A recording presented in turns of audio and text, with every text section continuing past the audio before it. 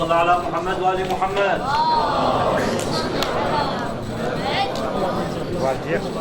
بسم الله الحمد لله رب العالمين والصلاة والسلام على سيدنا محمد وآله الطيبين الطاهرين.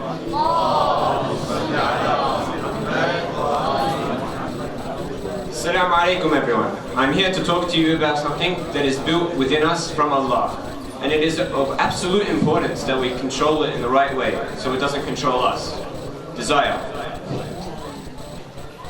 First, better understand desire. Let's look at the definition. A desire is a strong feeling of wanting something or wishing for something to happen. From what we can gather from this is that desires stem from the wants that we have. And the natural wants we have are for food, lust, wealth, power and entertainment. Let's start off with food. You're probably wondering, wait, isn't food a need, not a want? Well, you're correct. We need food as a means for survival and to sustain our bodies. However, there comes a time where need for food transitions to become a festering desire to eat excessively. The Prophet states, I warn you in relation to eating too much, because surely this act poisons the heart by making it hard and makes your body parts lazy and lethargic in relation to obedience of Allah. And it deafens the ears from hearing advice and good counsel. Overeating is a problem not just on the physical level, but on the spiritual level. Imagine praying right after you eat. You'll be more reluctant to focus on salah. And if this keeps on happening because of your desire to keep on eating, what do you think would happen to your prayers? It'll become useless. Another desire is a desire for wealth. Now wealth is also something we need to sustain a living, whether it is for ourselves or for our family. And there is nothing wrong with having money. However, there are two questions that need to be addressed. How do you earn this wealth? Did you obtain this wealth through halal means, such as a salary from your job, or the haram way, by stealing or selling haram products? The other question is, how do you spend it? Do you spend your money for the sake of Allah and give to the poor and help your friends and family in times of need? Or do you spend it on haram things such as alcohol or gambling? We need to take these into consideration so that we can avoid the haram and become closer to Allah. Now lust is an ever-growing desire that we all have. However, it can become dangerous if left untamed, which is why Allah gave us the solution. In Surah Ar-Rum verse 21 it says, and obvious signs is that He created for you from yourselves mates, that you may find tranquility in them. And He placed between you affection and mercy. Indeed, in that are signs for a people who reflect. This ayah proves that Allah has given us a way to fulfill this desire, and it's through marriage. Power is another well-known desire. It can consist of physical power, authority, or influence.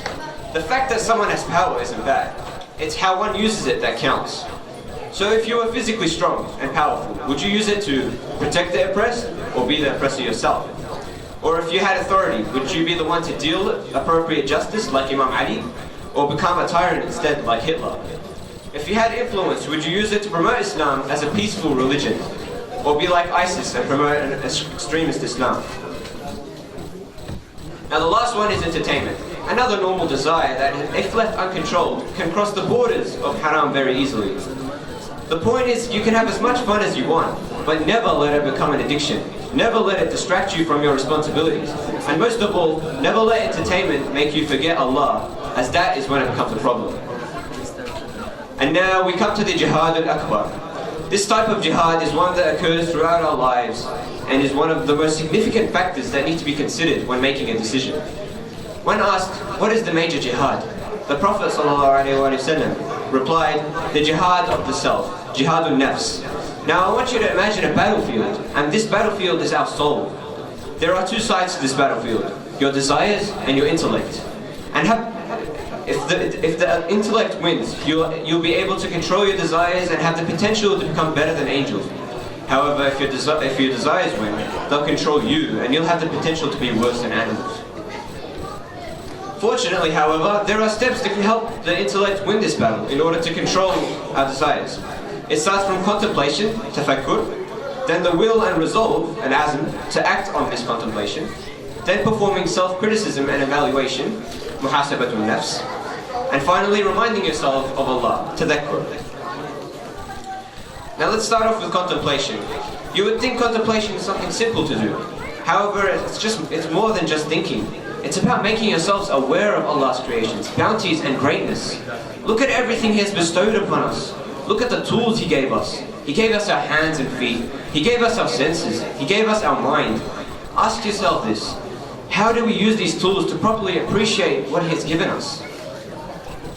Next is the will and resolve to act upon our contemplation. This step consists of 4 aspects.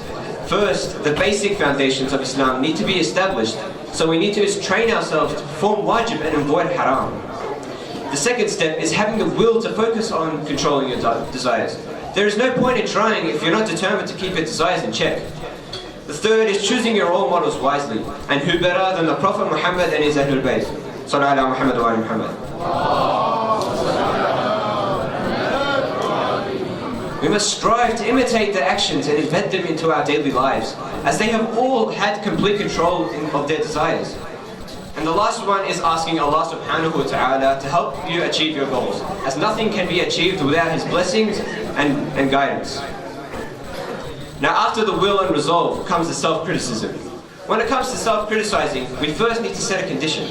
For example, we can promise not to backbite for a whole day. We should start small. Next, as the day goes on, you should monitor yourself. Always stay focused on the condition that you've made. Then finally, judge yourself. Ask yourself, have you fulfilled your promise? And then start to look at your other actions that you did throughout the day.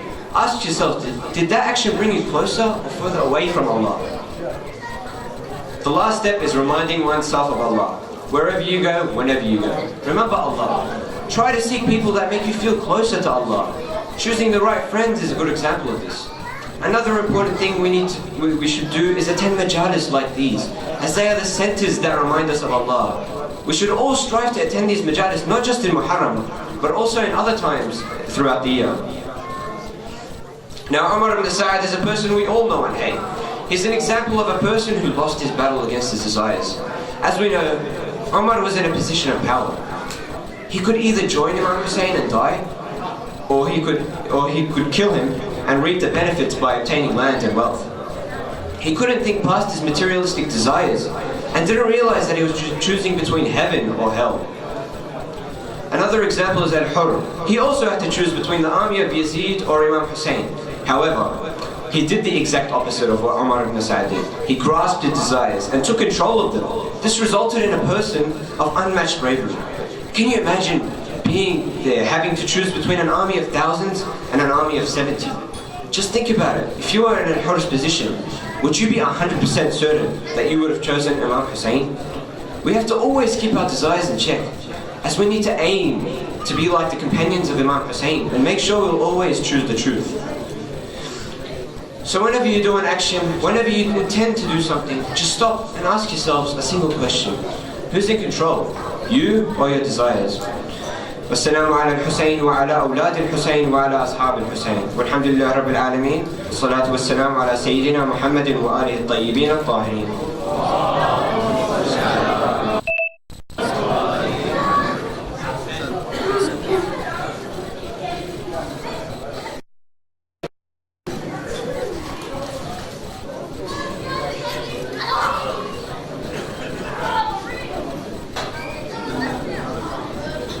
بسم الله الرحمن الرحيم الحمد لله رب العالمين وصلى الله على محمد وآله الطاهرين.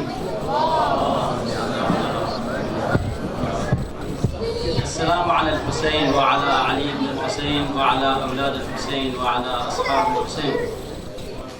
قال الله تعالى سبحانه وتعالى في كتابه: بسم الله الرحمن الرحيم.